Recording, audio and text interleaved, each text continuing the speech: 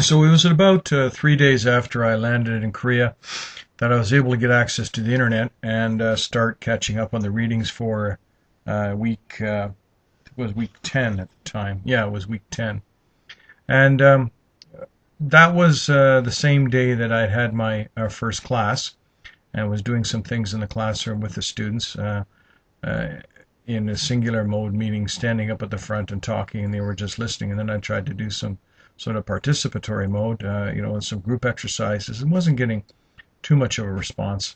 That was in the morning. At lunchtime, I asked my host, who was the dean of the department, do some of the professors do group activities with the students here? He said, no, not really. But he says, your position here is to be the special guest lecturer, meaning they just want me to talk, not to really engage the students. And I felt a little bit disappointed by that, because my natural inclination when I'm making an address to people is to try to have that connection, get some feedback, and see what they think, and engage in discussion, etc., etc. But he quite clearly told me that, no, you are the special guest lecturer from Canada. We want you to just talk. And this was something I had in the back of my mind when I was going through the readings that night, because none of the readings that I had gone through from weeks, say, 2 up until week 10 ever took a perspective that maybe some of this, attempt to create this perfect world of engaging the audience was anything less than a global phenomenon of teaching. And I guess my words are being kind of jumbled here, but what I'm trying to communicate is, in all of the readings, nobody ever stood back and said, well, this whole thing about trying to engage the students, is that something that you try to do in all classrooms around the world?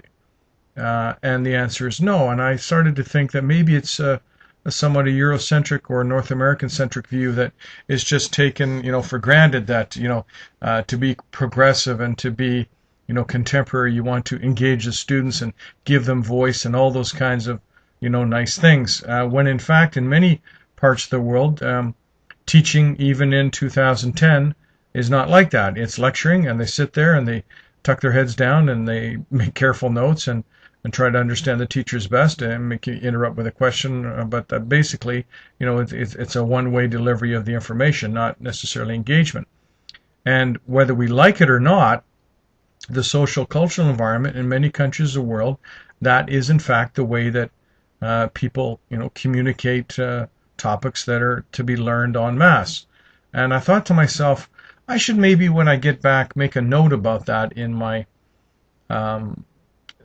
statement of or philosophy of learning, because that's something that really caused me to reflect when I was over here in Korea. When I wrote that philosophy of learning back in September for the CTL 1608 course, it never occurred to me that it'd be off in Korea in November, which reminded me of, having taught in Asia so many, many years ago, and also made me think about this sort of Western versus Asian style of teaching in the context of engaging the students. So I wanted to just to put some words together in this little clip here, as you're looking at photographs that I took during that week and 2 weeks in Korea, to think about that.